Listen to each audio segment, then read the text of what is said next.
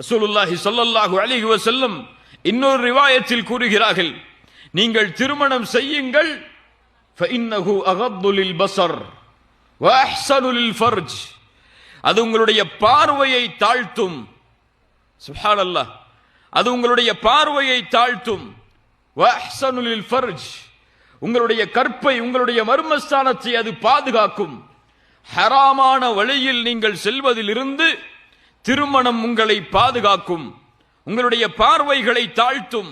அதனால் வாலிபர்களே நீங்கள் திருமணம் செய்யுங்கள் என்று ரசூலுல்லாஹி ஸல்லல்லாஹு அலைஹி வஸல்லம் அவர்கள் சொன்னார்கள். இன்னைக்கு நம்முடைய வாலிபர்களுக்கெல்லாம் அல்லாஹ் நசீபாக்கணும்.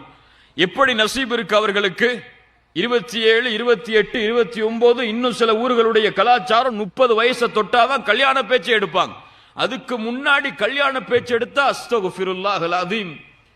என்ன நீ உன் மனசுல இந்த வயசுலயே இந்த ஆசையா?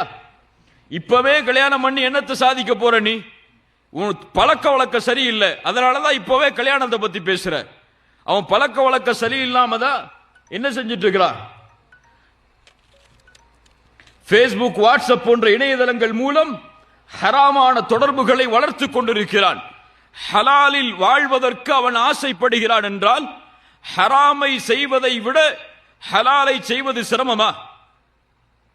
இந்த சமூகத்தில் உங்கள் பிள்ளைகளுக்கு ஹராமை செய்வதற்கு வழிகளை ஏற்படுத்துகிறீர்கள். உங்களுடைய பிள்ளைகள் கல்லூரிகளில் படிக்கும் பொழுது ஹராமான வழியில் செல்கிறார்கள் என்று தெரிந்தும் அதை பொறுத்துக் கொள்கிறீர்கள். உங்களுடைய பிள்ளை கல்லூரியிலே படிக்கும் பொழுது ஒரு பெண்ணிடத்திலே பேசுகிறான் என்று உங்களுக்கு தெரியாதா? உங்கள் பிள்ளை கல்லூரியிலே படிக்கும் பொழுது தனிமையில் படங்களை, சினிமாக்களை பார்க்கிறான் என்று தெரியாதா? சினிமாக்களை பார்க்கக்கூடியவன், பெண்களிடத்திலே பேசக்கூடியவன், பழகக்கூடியவன் எதை உள்ளத்திலே கொண்டிருப்பான்?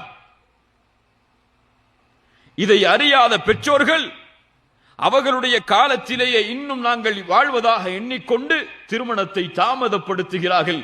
அதனால் இந்த சமூகத்தில் ஜினாக்கள் அதிகமாகிவிட்டது.